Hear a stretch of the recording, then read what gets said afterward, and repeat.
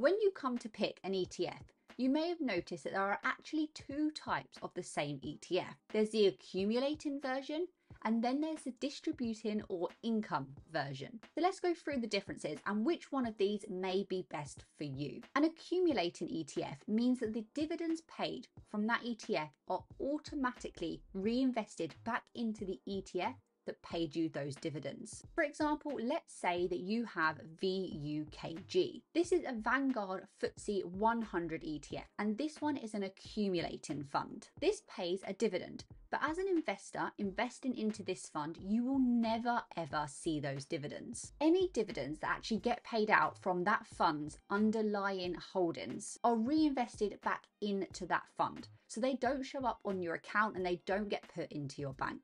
So in this example, the dividends paid are used to buy more shares of VUKG, and therefore this naturally increases your position in that fund and compounds your returns. This is all done behind the scenes, and this doesn't cost you anything at all as an investor. The compounding effect comes in here because when you get paid dividends, you then use them dividends to buy more shares. Like I said, with accumulating funds, this happens behind the scenes. You don't manually do this as an investor. But then those dividends buy you more shares.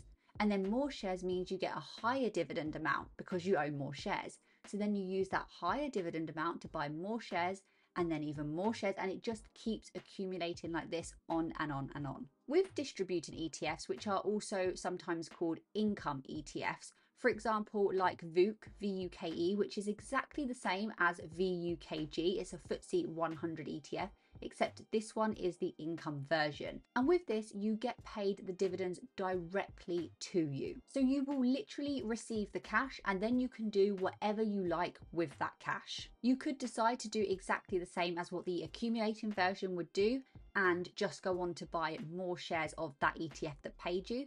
But you could also decide one month that you're actually going to withdraw that money and spend it on a monthly subscription that you have. Although that would not be advisable if you're trying to compound your returns over time. Or you could decide, actually, I see an opportunity elsewhere in the market right now, and I'm going to go and use those dividends to buy a different ETF or a different individual stock. So which one is best? Do you pick an accumulating version of a fund or do you pick the distributing version of a fund? Well, it really depends on your goals. So some pros of having an accumulating fund. The first one is that it's absolutely free. Those dividends that get paid out to you, you don't see, but you also don't have to ever pay to reinvest those dividends. It's all done for you at no expense to you. And like I said, it's all done for you. It is so easy and passive. You don't have to worry about money sitting on your account not being at work for you. It's all done. You don't have to lift a finger nor think about it. And it allows your money to compound over time, and you can just rest knowing that this is happening in the background without any actions needed. But some pros of a distributing fund, they can be very motivating. Seeing those dividends come in each month and then using those dividends to go and buy more shares of whatever you want, and over time seeing those dividends get bigger and bigger and bigger, that can be really, really motivating for an investor and actually be the reason some investors continue to invest. And you are getting a regular income. You are literally getting an amount of money that will grow over time, hopefully, come into your bank account or your investing account, and then you can choose what you do with that money. So it's literally the most passive form of income possible. And of course, there's that choice. You get to choose what that money is used for. You might see a different opportunity in the market that you want to put that money to work in. You may not actually want more of the ETF right now that dividend's been paid from. So you might decide to go and buy a different ETF with it, or you might decide to just hold it back for a few months in cash whilst you look at what you want. There is that choice involved. And with that choice, you get the option of being able to withdraw that money. Now, like I was saying, in the early years of investing, for the majority of most investors invest in life, you're not really going to want to withdraw that money, because withdrawing that money means that that money is not then working for you. It's not going towards that compounding effect where you actually start getting that exponential growth of the dividends and of the fund's amount in total. So that is what you want to aim to do, but you do get the choice to withdraw it. And let's say you're further along in your investing journey. You may be ready to start retiring and actually live on that money. So you can withdraw those dividends that come in and you can use that to live on. You don't actually need to sell any of the original position. Something else to think about. And like I just said, the last point is that you don't actually have to liquidate, you don't have to sell in order to get access to the value of the dividends that you've been paid. Of course, with any pros comes cons, and one con of a distributing fund is that it's quite manual. You do have to be aware of when these dividends are coming in.